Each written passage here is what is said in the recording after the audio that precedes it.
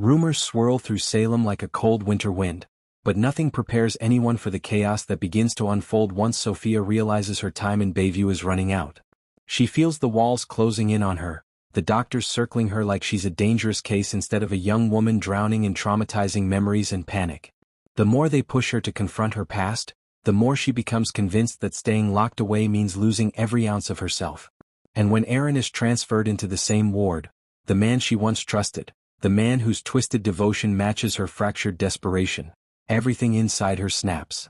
The story begins with Sophia pacing her room at Bayview, trembling with fear because she has overheard the staff discussing an upcoming evaluation that could determine whether she is declared a high-risk patient. Once that happens, she will lose her privileges, her visitors, and her ability to reach outside. She already feels like she's being caged, and the idea of losing even more freedom sends her spiraling. Aaron notices her panic and finds a way to get close to her, whispering that this place is destroying both of them, that they don't belong in padded rooms and monitored hallways, that the world outside is still theirs if they are brave enough to take it back. Sophia is vulnerable. Aaron is determined. The combination becomes the spark that leads to the most shocking twist Salem has seen in months. Aaron tells her he has been watching the patterns, studying the shift changes, memorizing the blind spots in Bayview's security. He believes they can escape, not someday, not in theory, but now. But what terrifies Sophia is what he tells her next, that the only way to truly start over is to take back everything she feels was stolen from her. And in Aaron's warped way of thinking, baby Trey represents that last tie, that last emotional piece Sophia can't let go.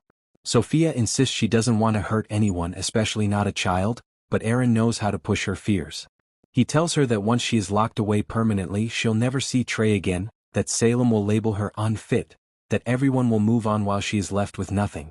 Aaron whispers poisonous comfort, feeding her insecurities until she starts believing that the only way to keep Trey safe from the world is to take him with them. Meanwhile, in Salem, Trey's family senses something is brewing. Paulina feels a chill in her bones when she passes Trey's nursery, like a warning she cannot explain. Lonnie can't shake the feeling that someone is watching them, even though she knows logically Sophia and Aaron are still inside Bayview. The fear becomes a quiet hum beneath every moment of joy, especially as Christmas decorations go up and the family tries to create a peaceful season for Trey.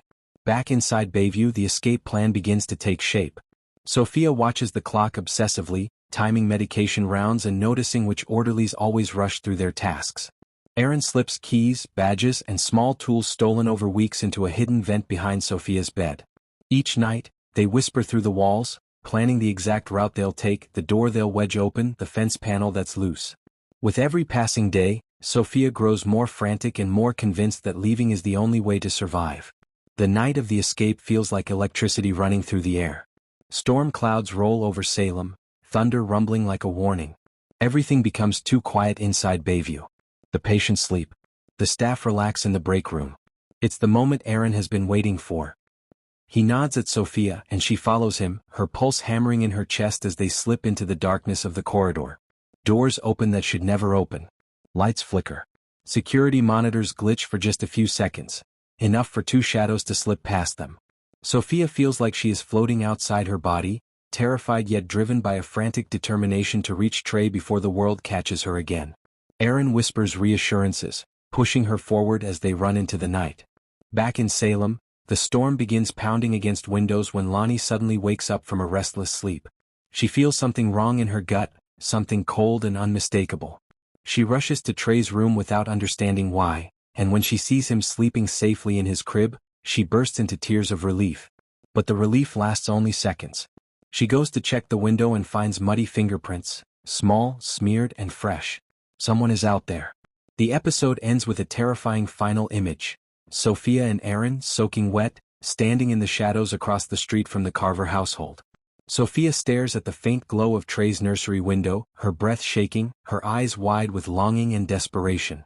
Aaron rests his hand on her shoulder, whispering that this is their moment, that they must take back what belongs to them before the sun rises. Salem has no idea that the storm outside is nothing compared to the one about to break inside its walls.